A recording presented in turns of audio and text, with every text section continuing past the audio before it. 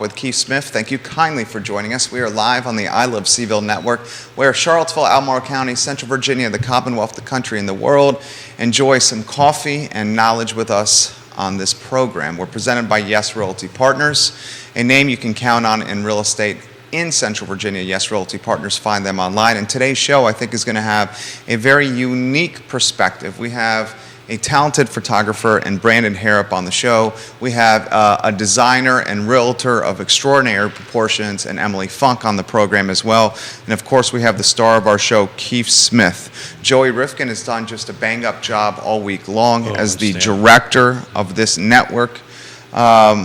Quite impressed with JR. Joey, if we can go to the studio camera and then the four-shot, and we welcome our panel of experts. My friends, how are you? Good Friday morning to you all. Good morning. Hey. Brandon, why don't we start with you, my friend? First time on the I Love CVille Network, Sure your first is. rodeo. Yes, sir. Introduce yourself to everybody watching the program. My name is Brandon Harrop. Like Jerry said, I've been doing photography, started about 10 years ago, but it wasn't until about 4 years ago it really became a full-time gig for me. And actually, I made a note the first time I worked for Keith Smith here was June 18th, 2019. That was Mrs. Smith you worked for. Well, technically, yeah.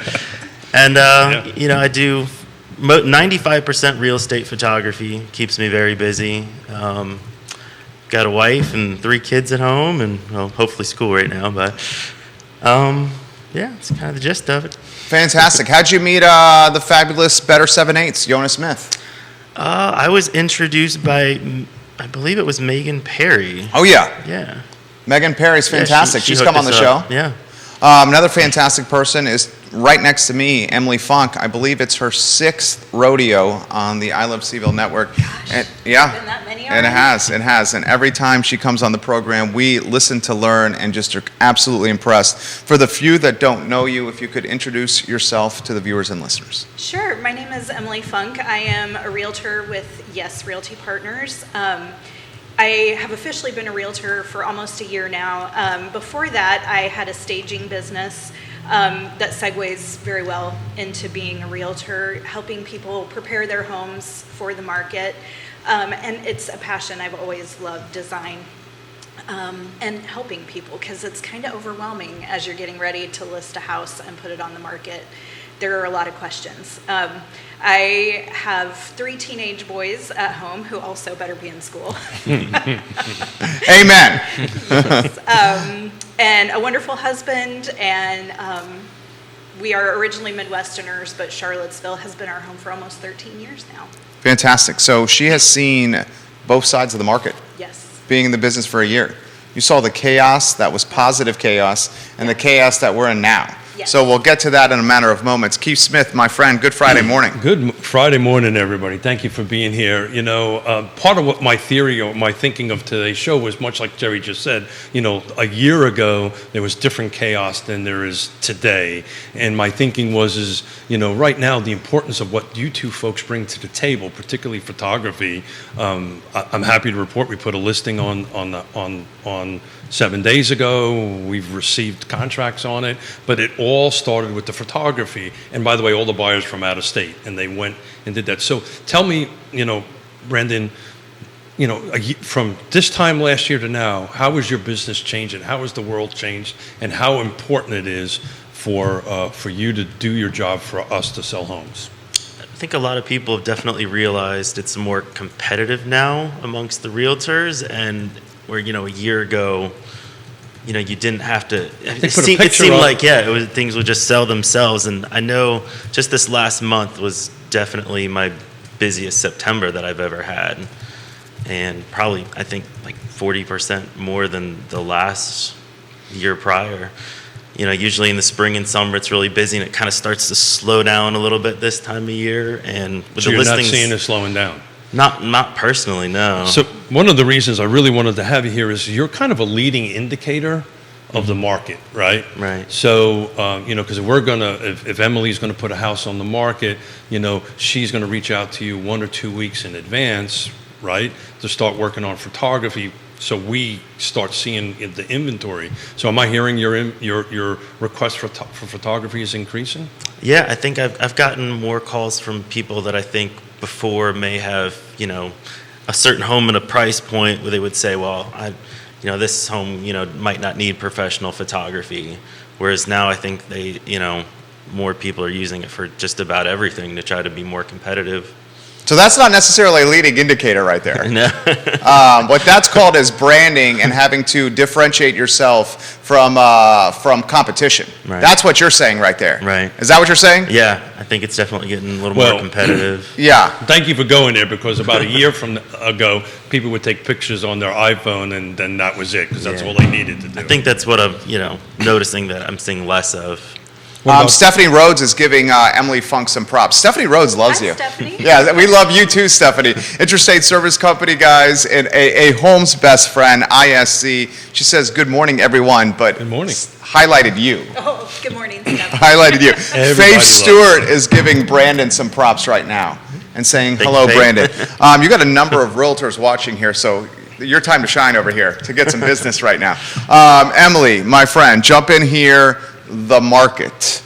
How do you characterize today's market?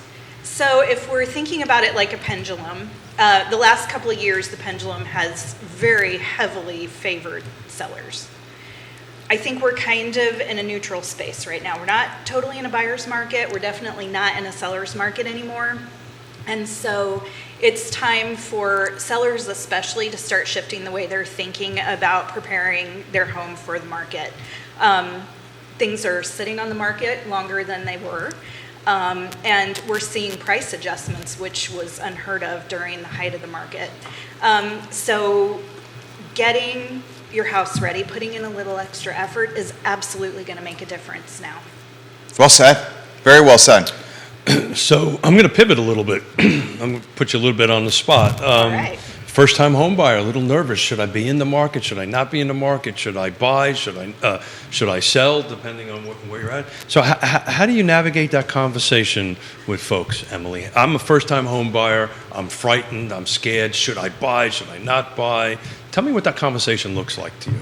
Sure. I would say absolutely it's a good time. I mean, you're to there buy. personally, right? Well, in a couple of years we Yeah. will, but we've been down this path many times. Got it. So for a first-time home buyer, I would say yes, now is a good time to buy because there's no indication that it's going to get less expensive to purchase a home. And so getting in now, while interest rates might feel a little overwhelming, there's going to be an opportunity down the road, we hope, to refinance possibly for a lower rate. And so waiting is only going to cost more money. And I would say while it feels overwhelming now, there's no guarantee it won't feel more overwhelming in 6 months or another year. So, Brandon, what do you think about that, right? You're in the industry. What do you think about where the market is right now? It's hard to say. I bought a home in 2009, I believe. Well, no, that was the first one. Right at the beginning of the pandemic, we bought another house in Greene County, and it was hard to find anything.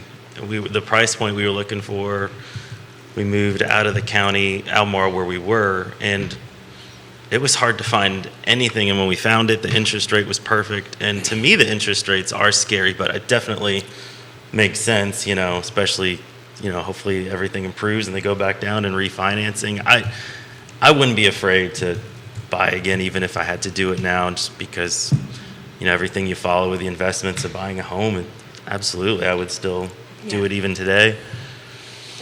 So I'm about ready to list my house. Tell me a little bit about your services. Do we have drone work? Do you guys do walkthroughs, what I call walkthroughs? I think Matterports is the name. What list of services? Yeah, so I do all the provide? standard photography, do the drone videography, Matterports, can do the more of a Hollywood-style video walkthrough where somebody just pushes play and watches it all the way through. And I've basically tried to come up with everything realtors could need to offer to get the home sold.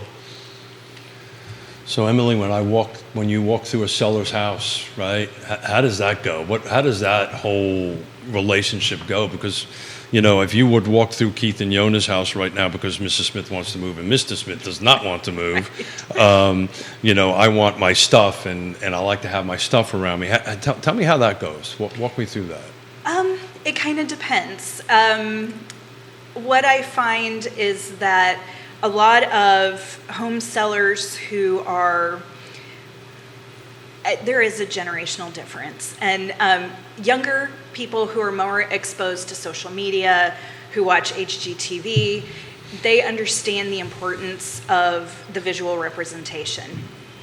In fact, there was a study done by the National Association of Realtors. 74% of all buyers across all age demographics are looking at photos first on mobile devices. So the picture is so important because it's your first impression, and we all know you get one chance to make a first impression. So you need to present your house in the best possible light. It needs to show highest and best use, and so engaging a stager and then having a professional photographer come in to document that is critically important. And so I just try to help people understand that we're marketing a product, and there's an emotional shift that has to happen from this is my home to this is my investment that I am trying to gain a profit on to move on. Yeah, I call that a switch from a home to a house, right? Yeah. And Yonna's switched to a house. I'm still at the home part. Maybe it has something to do with my toys that I don't want to get rid of. I think that's really what it might be about. Don't tell her I said that, okay, please. But, Jerry mentioned ISC, Interstate Service Companies. When you walk through a home and you take a look at my house and I need a little bit of help, right? Mm-hmm. How do you're going to make recommendations of folks to use, right? And it might be the answer, hey, time out, you want to repaint the house, redo the front door. So do you get pushback about that? How does that generally go for you? Yeah, so people can be a little leery of spending money to get their house ready to sell, and I absolutely understand that. The thing is, though, that people are willing to pay for condition. If you think about how overwhelming it is as you're moving into a new house, you don't want to worry about painting the walls. You don't want to worry about the little minor repairs that need to get done. So having that done for a buyer ahead of time is going to pay dividends. A study was done by the Real Estate Staging Association that showed, on average, a 1.3% investment in staging and prepping your house, on average returned 7.1% over list price. It matters. It's impressive. That's absolutely impressive. Let's talk about the management of expectations in a market like this and how you go about doing that, Emily. It's going to certainly come down to the condition of the home. This seller, I think, is more sophisticated than ever. I hope the sellers have realized that the market has shifted completely. How do you go about managing expectations?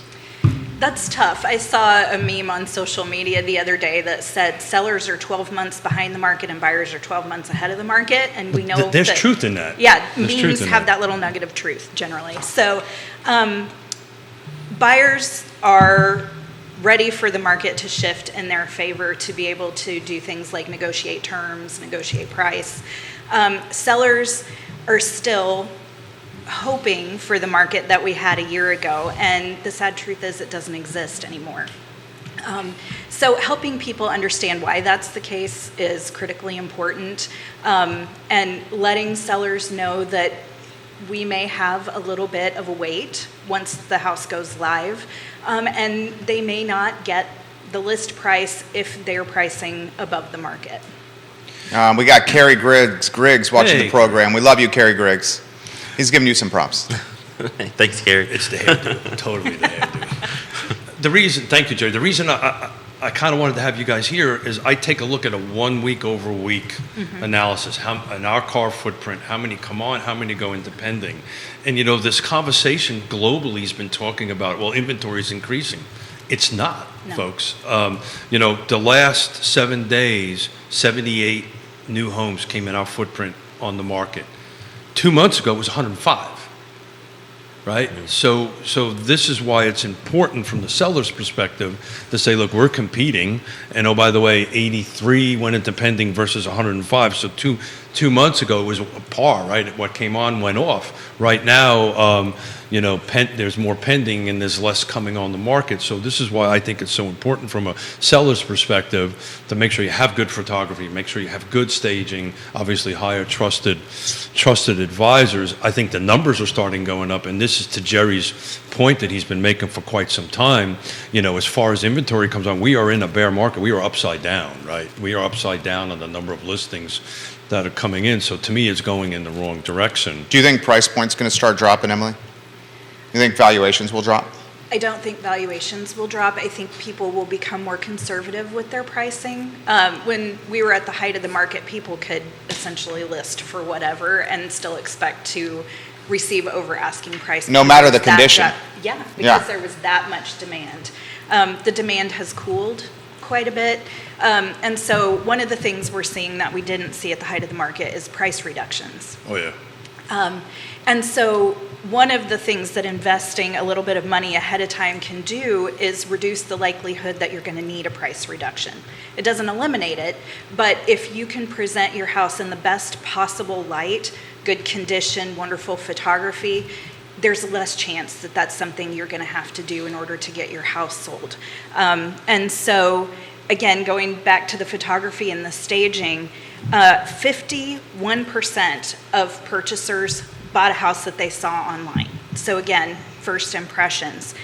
55% of all buyers over 2021, the house that they purchased is one that they went to look at because they saw it online and fell in love with it there first. So you can't overstate the importance of having good representation online. Very well said. Yeah. Very well said. What do you think, Brandon? I think I love it when people hire stagers too. That helps so much. It makes my life so much easier. When even if it's just a consultant that comes in there and helps people, you look at your own home every day. Sometimes it's really good to have someone else come in there and say, well, it's nice, but we should actually hide this away, or change this around. And especially on a vacant home where it's completely empty, sometimes those photos are sometimes some of the most challenging to make look good, because the completely empty rooms can really make making it look good challenging, or the lighting, if there's no furniture for the different lights to hit and things like that. I love it when they have someone, and virtual staging is an option, but even then, you can get people in there because of how good it looked online. It's still really nice to have actual furniture brought in there too. And right, because you're setting expectations with the virtual staging, and then when someone walks into an empty house, there's a little bit of that disappointment factor, like, oh, this isn't what it looked like in the pictures. Right. So just something to consider. Yeah. To put it in perspective, back on the days and stuff, I just pulled up what this week was a year ago. Price changes were 55 today. This last week is actually the same number. Difference was they were going in two different directions. Right? This is going down now, that's going up. So you talk to quite a few real estate agents on a daily basis, right? Mm-hmm. So tell me the vibe that you're getting from them. Tell me how they are. Are they scared? Are they nervous? What does that coffee conversation sound like to you? I haven't heard anyone panicking or in a big worry about things. We do talk about how things take a little longer to sell now. Sometimes I like to, share photos from pictures that I took, and, over the last year, the house would be sold before I get around to helping advertise it. They would move that's so not quick. The case now. Right now, it's I actually get some time to. There's still a couple, in very, there's some areas where it seems like things still sell really fast or almost instantly, but in general, everything seems to take a little longer now. Yeah, so I've kind of called it a hyper-local market, right? So I actually pulled some numbers for the last 60 days at Fulvana County. I broke out Lake Monticello, and I broke out regular Fulvana County on that end of it. And, it's interesting. I've been starting to watch list price versus sold price, and in the county, it actually went down. Right, they were actually selling less than listing, about $4,000, but in Lake Monticello, it's up by $10,000. So where really matters right now, and the market, in my opinion, always was location, price, features, condition, right? You help with the features, you help with the condition on the end of it, timing, and I've added a sixth, which is getting me into a little bit of hot water, but it matters who's on the other side, very much so. Right now, do you have a pro on the other side? What do you think is going to help the agents win in this volatile market? What are the agents, the agents that, I mean, we're in bear market territory from a volume standpoint, depending on who you talk to. I mean, I'm of the mindset that we'll see price point decrease. I think I'm on frontier perspective when it comes to that. I was frontier perspective with the bear market volume, and I proved to be right there. I think when you got a home that sold during the peak of the pandemic for X amount of dollars, closed the business 2021, early 2022, and the homes now are having price reductions. The home right next door that sold during the peak of the pandemic is in a vulnerable spot, and that's just common sense. So I'm curious of what you guys think is going to help, and I have an answer to this, but I'd love to hear your answer.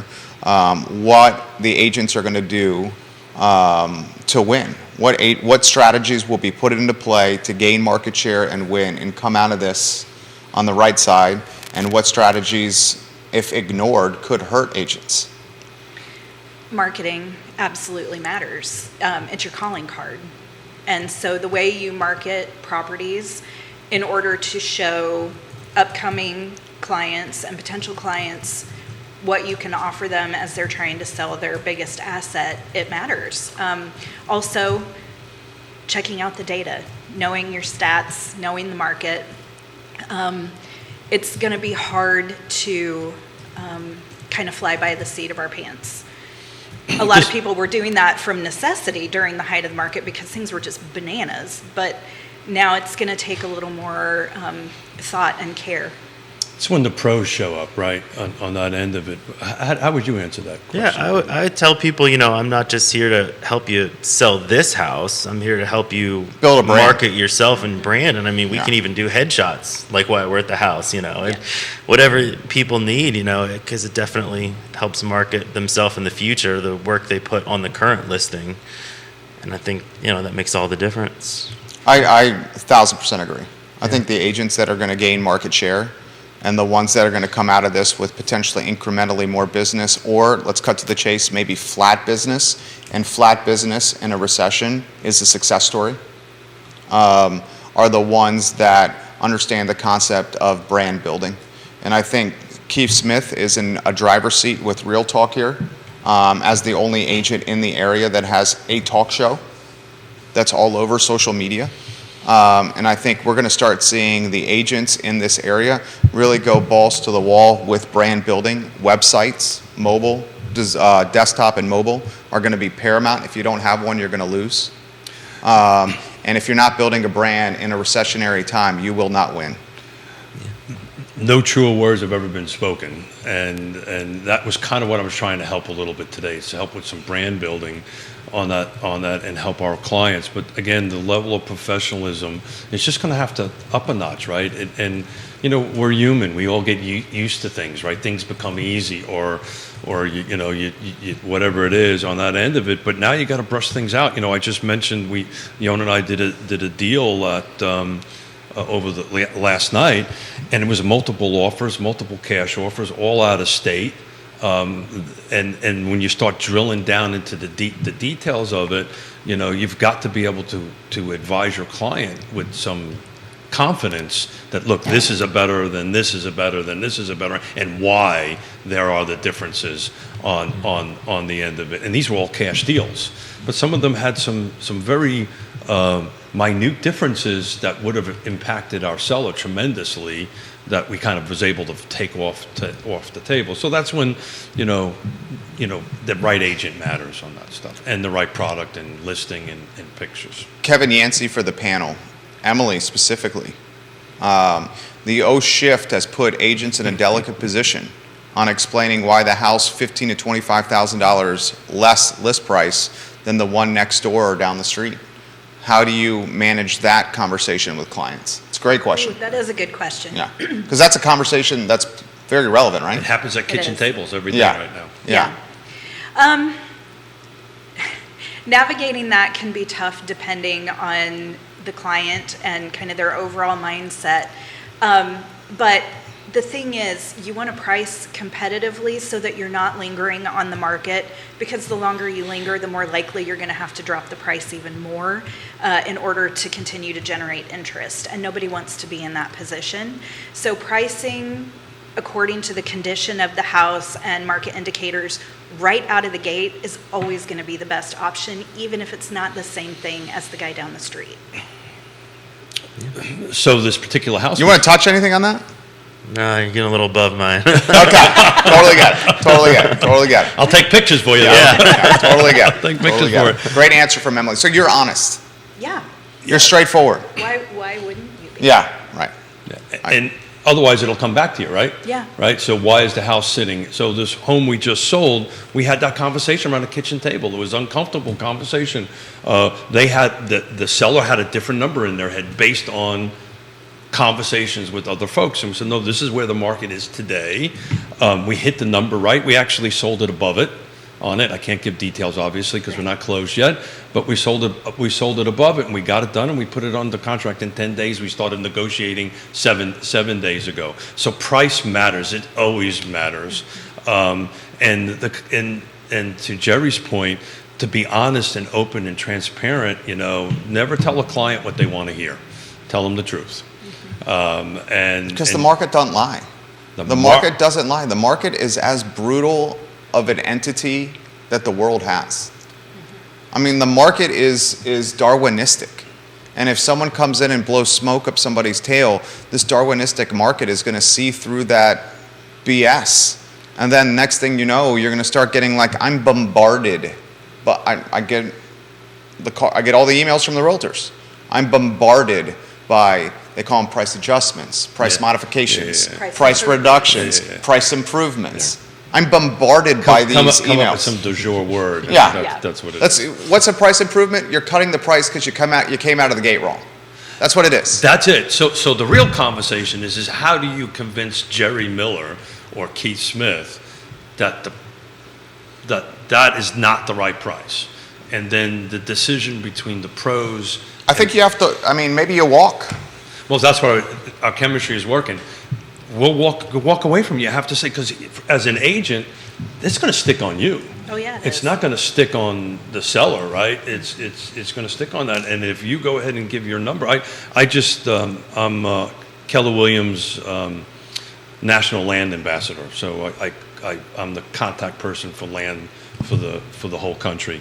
And I was on the phone with a couple of agents yesterday trying to, we don't know what to do with pricing on certain lots and lands and stuff like that. And I said, so what is the numbers telling you? They're not going to lie. Well, but my client's not going to like that. Well, then, you can go with that number and it's going to sit on the market forever and they're going to blame you for it. So tell them the right number and you might have to walk and let somebody else do it.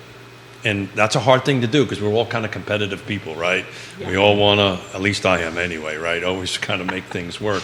But, being honest and transparent, that's how you recover from losing $17 million and doing very well. You have to be honest about it and transparent. What do you think, Brandon? Well, while you were saying that, it made me think about, honest and transparent. I've seen some photography that's not so honest and transparent. So let's talk about that, because that's a real thing. Yeah. Right? That's a real thing. You're talking about putting lipstick on a pig, and then when people get to see the pig, they're like, I see warts and not the lipstick? I experienced that firsthand, and I remember going and looking at a house after looking at it online, and online I was like, wow, this is amazing. This is our dream home. Let's go get it. And we drove over there and barely even opened the front door, and it was like, what?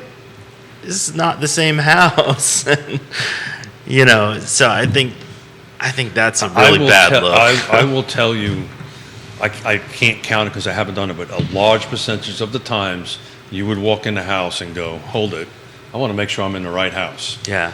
And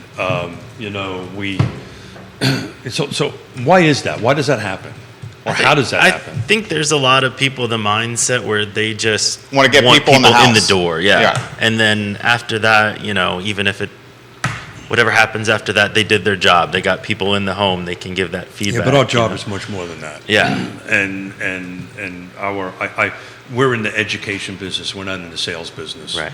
On that end of it, and we're helping people make their largest purchase that they'll ever make in their lives.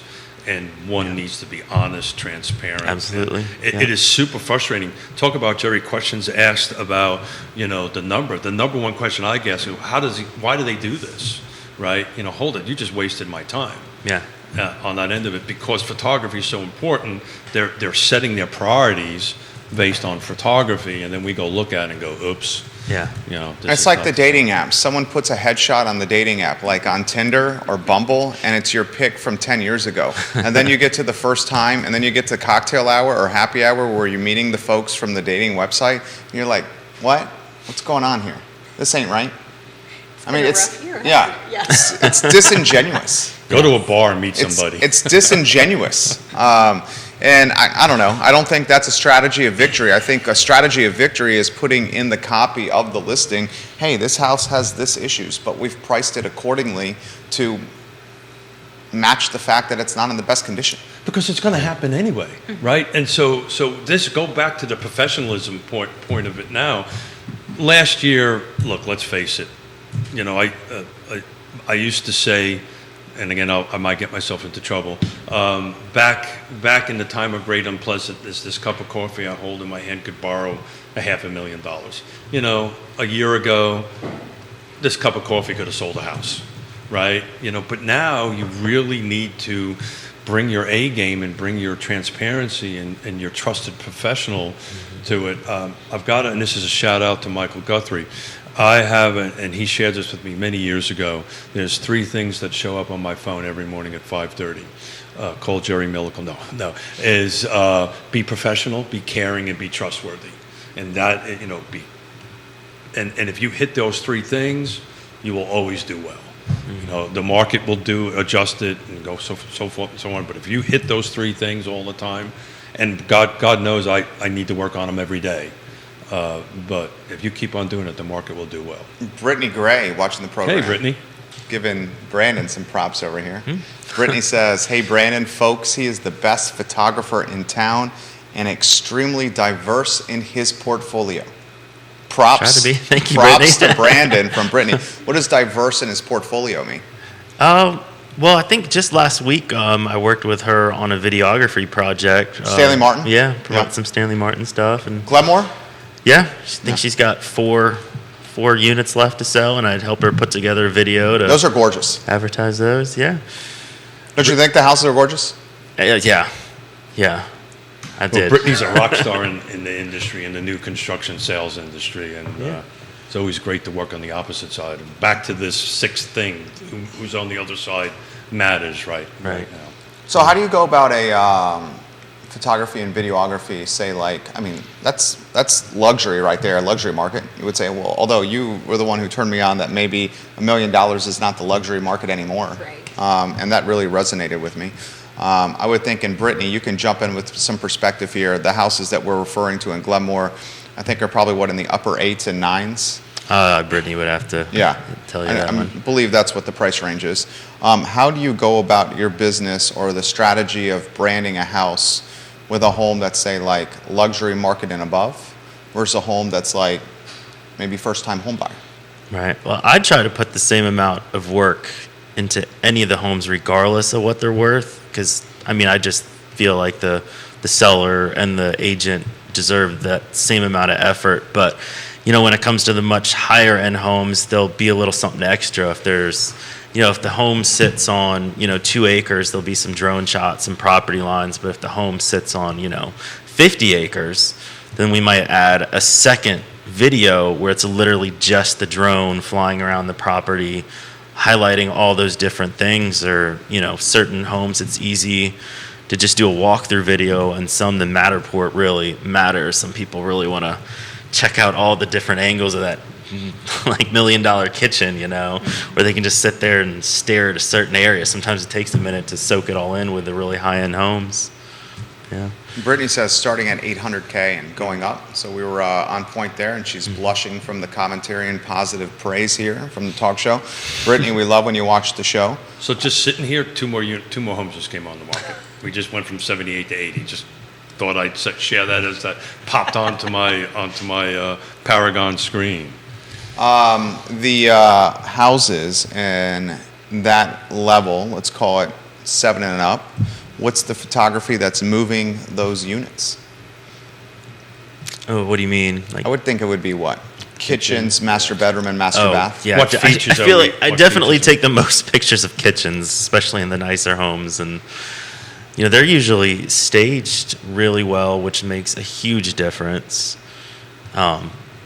Yeah, absolutely. So there's like a package, I think, right? So if it's a certain price point home, we do certain things. But as Jerry is speaking, the upper end homes or the luxury homes, it'd be more of the Matterport, right? What is the break even point to spend those kind of dollars? Because not to get into specific cost of it, but obviously that's more expensive than that. Where's that break even price point in your opinion? Oh, boy, really, I feel like that's a personal decision for the agents. Sure. And I know there's some, like when I first started this and I was trying to figure out what to charge, I found a lot of photographers that they would ask what the home's going to sell for before they would give a price. And then they'd set the price based off a percentage of what that final sale was going to be. So I didn't think that, I just preferred for me, it's going to be the same amount of work, no matter what. So instead of setting my prices based off the final sale value, it's all out on my website. It's just. Is it like size? Like I almost was going to say there's size different matter, tiers. but I won't say that. I won't say that. Yeah, there's different tiers, because. Obviously it takes a lot more time to get everything for a $7,000 for a $200,000 house, am I doing a Matterport or am I not? I would say no. Yeah, that's it's the question rare, I'm trying to get that to. anybody would do a So it's Matterport like for that. 400, 500, that kind of thing? I think Well, so. I mean, That it sounds depends about on right. it depends on profit margin. I mean, someone's not going to go super heavy on marketing collateral when margin on a $300,000 home is going to yield after you pay the broker 0.018 on 300,000 is Sometimes 5,400. sometimes the conversation is, does the client want to split the cost, right? That happens sometimes, particularly at that particular price point. But talking about numbers, and this is just stunning to me. I'm looking at Lake Monticello Active because I use this all the time for that. There's literally only 2 homes under $300,000 available. Interesting, one's been on the market for 32 days. How's your oldest son, Emily? He's 18. What do you say to the first-time home buyers? Hang in there. It's a challenge right now. It just is. But at some point, getting into the market is more important than finding your forever home. You've got to get a foot in the door, and that might sound scary, but just be patient. It is, as the mother of 3 teenage boys, it's a little concerning. Right. But my advice to them would be get started. Even if it's not exactly what you want, get started and work toward what you want. So Kevin Yancey is bringing that point up. He basically said even in the Augusta, Waynesboro area, new construction is starting with a 3 in front of it. So he's like empathetic. He's offering empathy and sympathy to the first-time homebuyer. He also put on the feed, and Kevin, we're going to do a similar approach here with his daughter. She's had a credit card since she was 11, and it sounds crazy, but it's to build credit. So like she's had like positive credit history being built since she was at a young age. We're going to do the same thing with our sons, where it's like now the credit card's going to stay in our possession. Obviously, it's not going to over there, but they're going to be buying stuff like putting on credit, pay it off. And then credit builds in their name, so when they come out of the gates ready to rock and roll, they got a score that's awesome. Yeah. I learned the hard way because I just paid cash for everything for so long, even through college, even after college. And then I went to go to try to buy a spot. It wasn't bad credit; it was no credit. They're like, dude, you have no credit. There's no credit score here. Go get a few lines of credit, rack up some debt. Literally said that. They even said float the debt where you're not paying it off, because you get a higher credit score when you're carrying some debt month to month, so the credit card companies can make some money off you. and then pay it off. And it worked. It happened quickly, but still. So that could be a little hack, life hack for the viewers and listeners out there. What's your take here? Just as not a photographer, but just as like a human being in the area. First-time home buyer plight. Put that in perspective. Yeah, well, it's funny. You were talking about starting building credit earlier. It made me think of when I was maybe 13, 14, going into Circuit City and finding a TV I wanted and getting my mom to co-sign on like a line of credit to get it. And it's funny because that really helped a lot. Like, it was weird. It started building credit even then, and small car. I mean, I think my first car was like $500, but it follows you. It really does. And then just never miss those payments. It doesn't matter what it is. So for Kevin, while you were speaking, I just pulled new construction in Augusta County, active, what's available. It's a scary number, 404. 404 is the median for detached. Would you believe 405 for attached? But they're attached in Augusta County are really duplexes. They're not townhomes on that end of it. But new construction in Augusta County is north of $400,000. That's insane. Well, the builders can't build in Charlottesville and Albemarle because the dirt's so expensive. That's where they're going. So they're sprinting to Augusta and Waynesboro. And as they sprint to Augusta and Waynesboro, the buyers are following, and it's driving up price point. I think Augusta and Waynesboro is going to be the next region or area that's going to see the type of wealth gentrification we've seen in Charlottesville and Albemarle for 20-some years. And it's crazy to say that because when I first came to Charlottesville, it was the first year at UVA in 2000, it was unheard of, to live on the other side of the mountain and work in Charlottesville. No, I'm not going across the mountain to drive. That's dangerous. Yeah. Now it's the norm. Yeah. There are hundreds and hundreds of lots running through the system in Augusta County right now. It will be green. It will be the other big. I think there's so much potential there. Well, they got I think it was Neil. Didn't Neil say there was 2,000? Neil Williamson say there was 2,000 lots somewhere in the system. I haven't had a chance to double check that, but I'll take Sir Neil's word as he spoke it. I used to think Zion's Crossroads was the place, and I've been on the record saying it was, but I'm walking that one back big time because I don't see water being there, substantial water being there for another 2 years, maybe a year and a half, but closer to 2 years on that end of it. So Neil's watching the program. Neil Williamson, president of the Free Enterprise Forum, as we speak. He's watching. Double check my numbers, please, Neil, as usual. And Kevin confirms Kevin Yancey's as connected in Augusta and Waynesboro as any of the viewers and listeners. He goes, it's the Albemarle builders that are building over here. Yeah, they are. You've got quite a few folks over. You got Northern Virginia folks coming down there, by the way, on that end of it. Excuse me. Very interesting phenomenon. So where do you think Brittany Gray's giving you some props, Emily Funk? Katie Pearl says she loves Greene County, is very bullish on Greene County. What's up, KP? I hope you enjoyed the interview from yesterday. I think you did. You're a straightforward person. That's what I really like about you here. Thank you. What do you think 2023 is going to play out like? Because the chatter is flirting with 8% rates here in 2023. What do you think that's going to look like? I think there's still a lot of uncertainty in the market for 2023. I think it's going to continue to shift, and I don't know. I think we might start to see a little bit of the opposite of what we saw during the pandemic. I hope that's not true, but there's still so much up in the air. What do you mean the opposite? Instead of the buying frenzy, we're going to see people pumping the brakes more than they are now, I think. I see it 100% that way. I see it 100% that way, but I also see a second side of that. I think because my recent experience with a sale that we did, wrapped up last night, every one of the buyers that bought this were empty nesters. They've already sold their property. They cashed out. They're renting, and they were waiting for the right property to come along. And I think there's going to be, and I may be wrong, but those were cash buyers. That's exactly right. So That's an anomaly. the last 3 deals we did was cash. And the reason I bring that up is because if you have an interest rate of 4.5% or below, and you have a house, like, why are you going to sell your house now? I was just The going to only ask reason Brandon would that be- very question, right? Because you bought at 2% in Greene County. Yeah. Your interest rate is what? 2.5. Oh my gosh. Yeah. I mean, are you jumping for joy? Yeah. Right? I mean, don't you feel fortunate?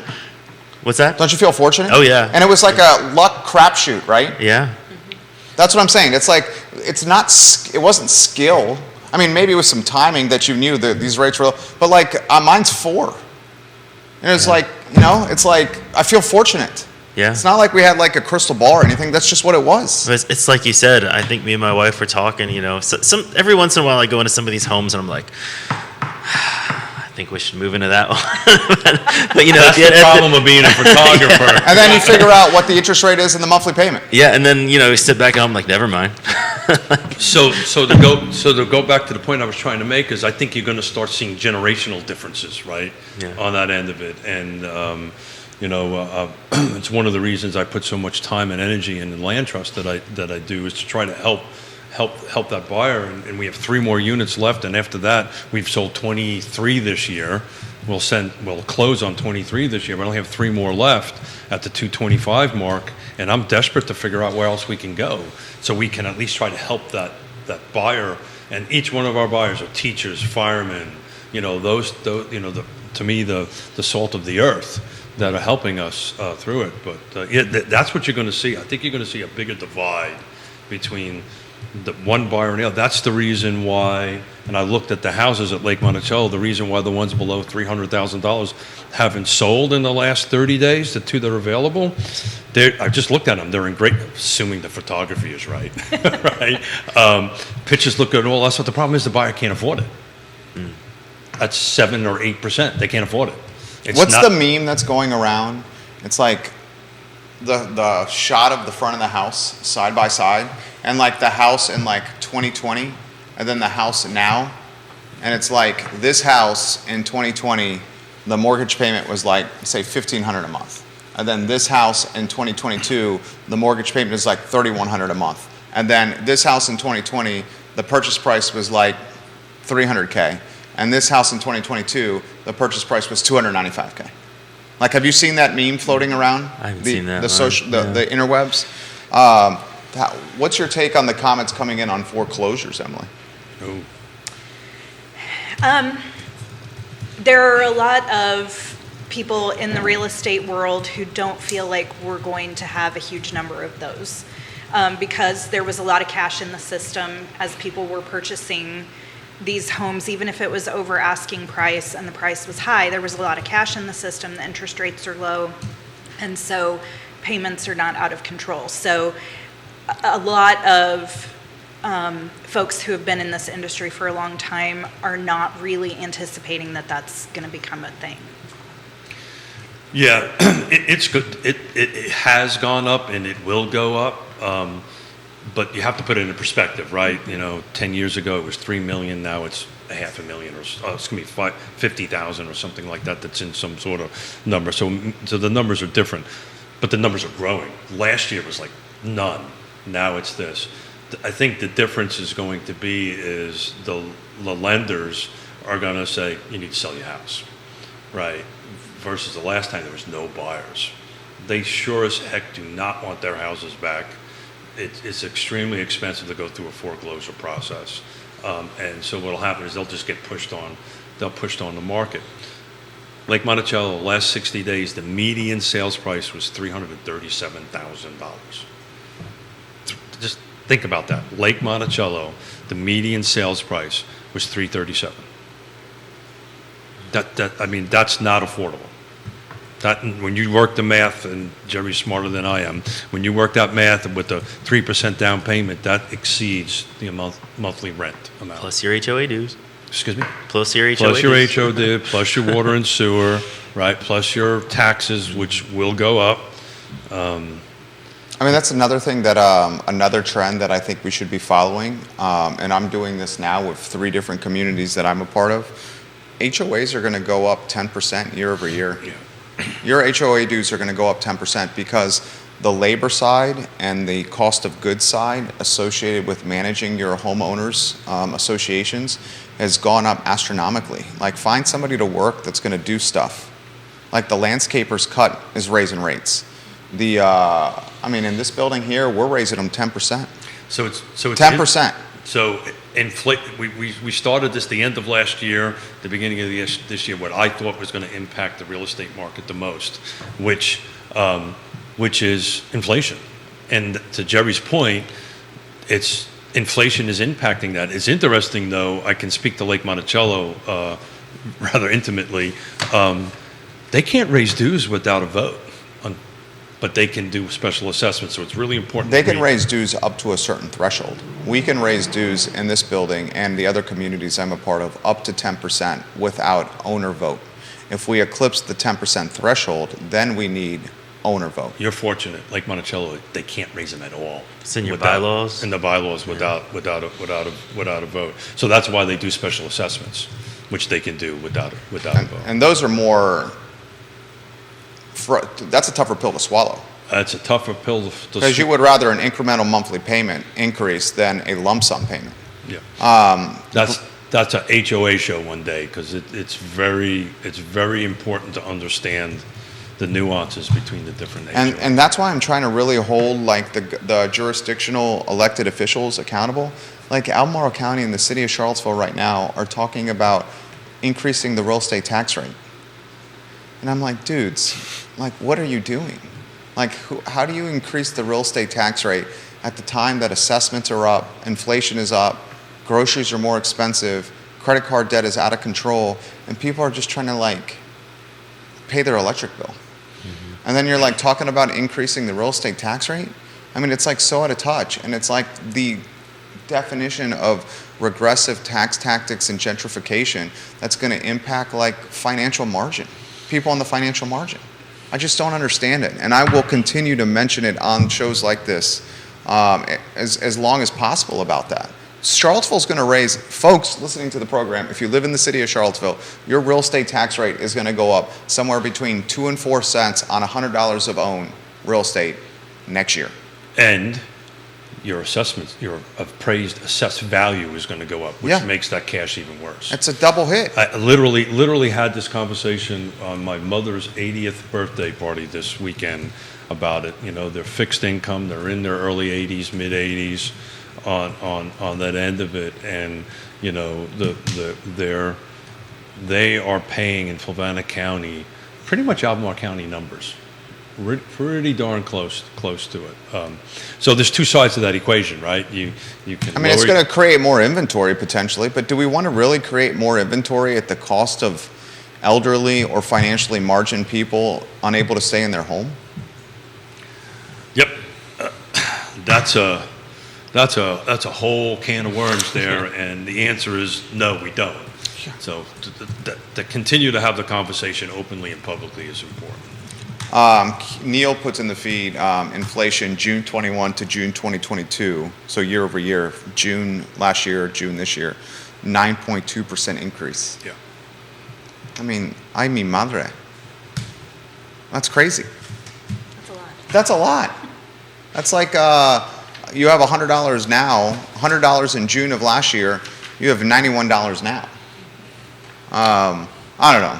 So not knowing this was going to come up, I actually printed out the U.S. inflation historical rate going back to 1955. The last time that it was, let me double check this real quick. Yep, the last time it was over 9% was 10.33% was in 1981. 1982 dropped down to 6.13%. And we've been running anywhere between 1 and 3%. 2008 was 3.8%, so let's call that 4%. So from 2009 to now, we've been running somewhere between 0.12% to 4%. But now that was 2021, 4.70%. So the last time we seen that was in 81. 1981, Anybody want to take a gander on what the mortgage rate was in 1981? 17%? Damn, you're good. Is that what it is? 16.63. That's close enough to 17 in my book. Yeah. The difference between 1981 and now is the homes are obscenely more expensive.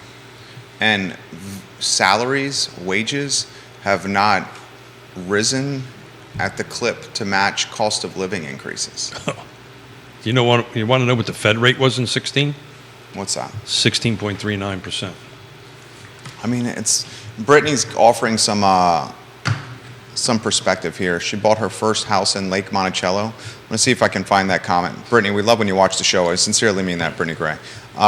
She bought her first house at Lake Monticello. Man, where did that comment go? For $159,000. What year was that, Brittany?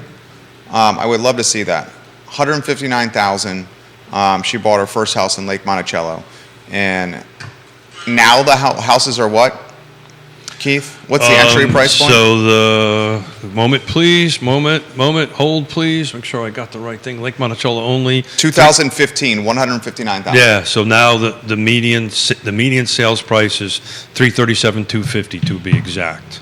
List price was $327,50. So they're selling $10K over list right now. 5 days on market, roughly 2,000 square feet, 3 bedrooms, 2.5 baths. The minimum sales price in the last 60 days was 106. Average is 346, median is 337, high side is 705. And to further humanize the plight of where some folks are at, I'll take it close to home here. Having the conversation with my parents, they're retired and living on fixed income. Just having the conversation with my mom, and she said it very straightforward, and it was not a woe is me. My mom is an immigrant from Cuba. It was just this is what some of the things we're doing to figure out fixed income and the fact that inflation's costing us more money. She's I'm not going to get my hair done anymore. She's I'm not going to do it. I'm not going to color my hair. I'm going to skip the appointment to the salon. Is that to going to the salon? I'm just not going to get my hair done.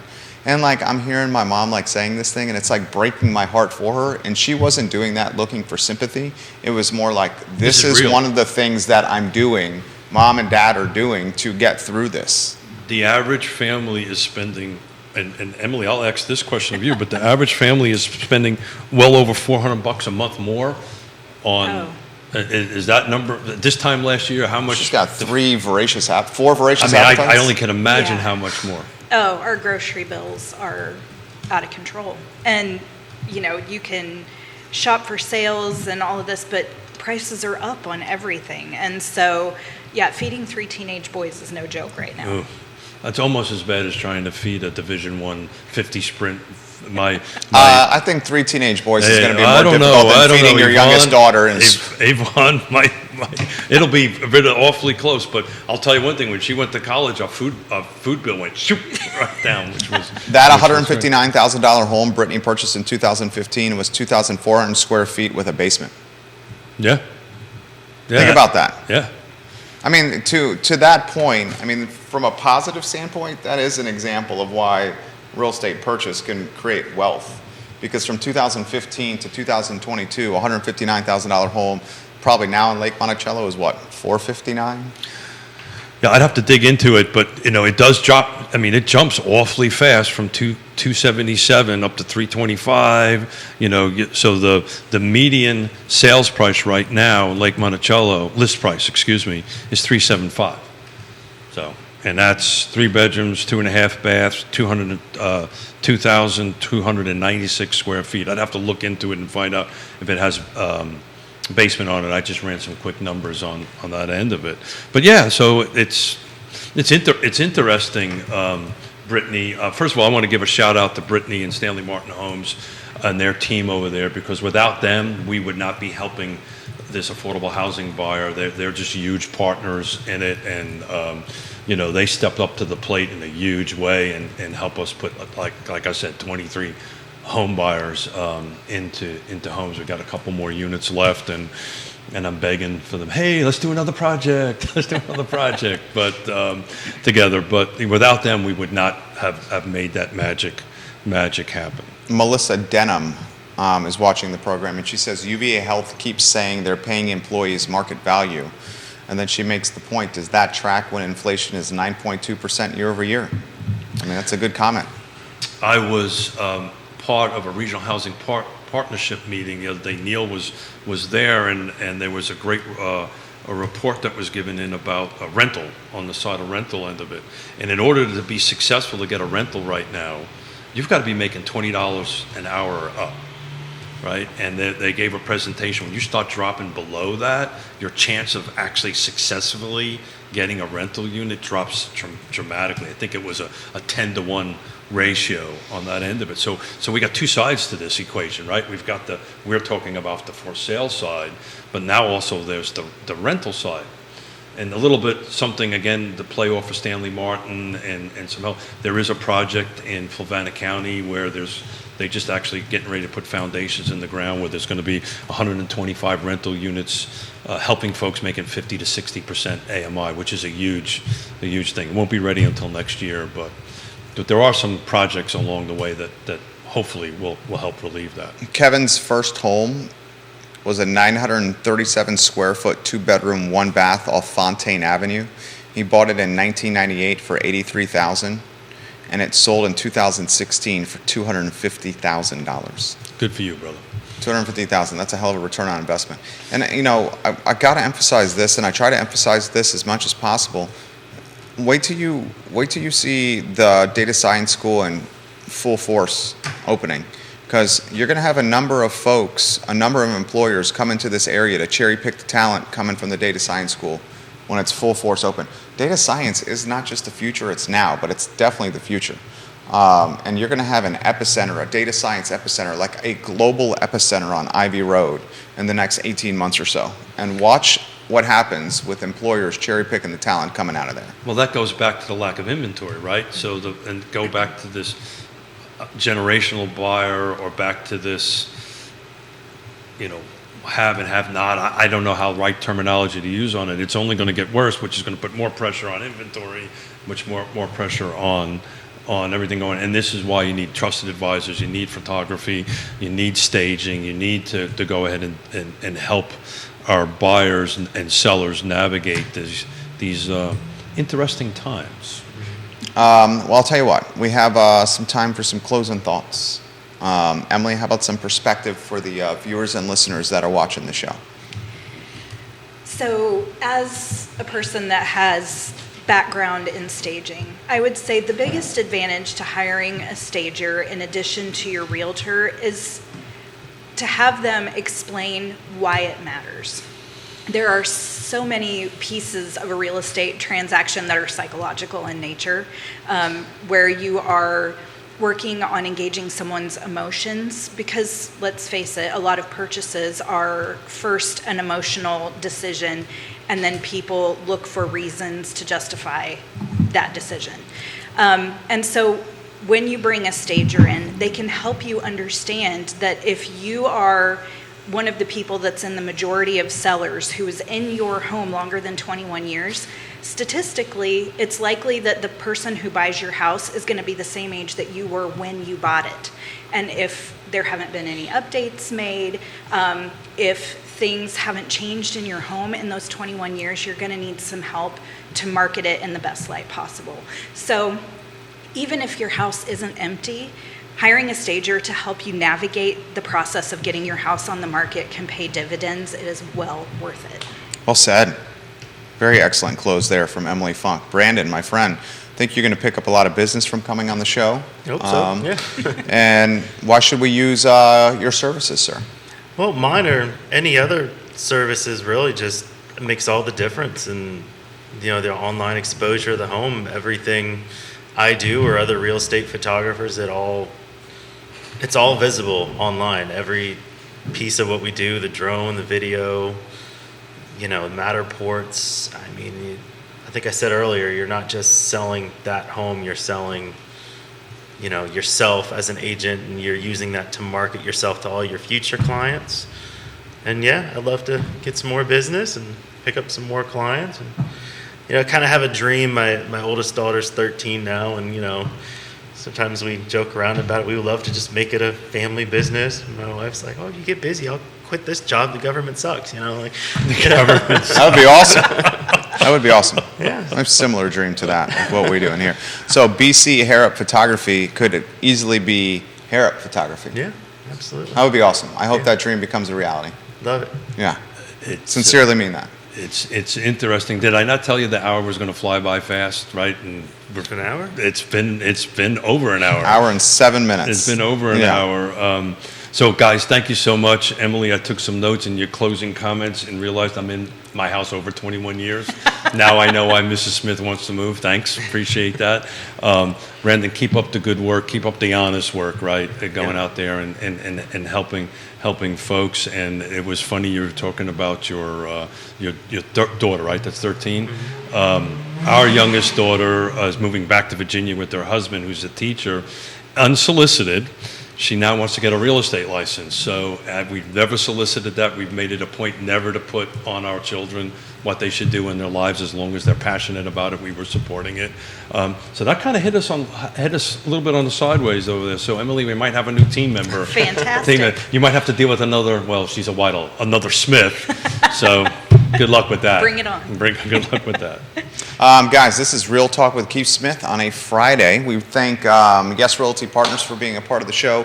Stanley Martin, Pearl Certification, the Free Enterprise Forum, Allied Property Management, Sigora Solar, Charlottesville Settlement Company, Keller Williams Alliance, Intrastate Service Company, the Fincham and Associates, Closure Title and Settlement Company, Ross Mortgage. These are the names that you can count on the supply chain we call real estate. Trust the local businesses in this uncertain market. Those are the ones that'll help you get to the finish line. And BC Harrop Photography, soon to be Harrop Photography. There you go. Well, Soon to be Harrop Photography. Thank you kindly for joining us on a Friday. The I Love CVille show is up at 12:30, where we're going to have a heck of a lot of fun with topics that matter the most to you. Take care, everyone. So long. Bravo. That was awesome. thanks, guys. He's going to tell us when the mics are off.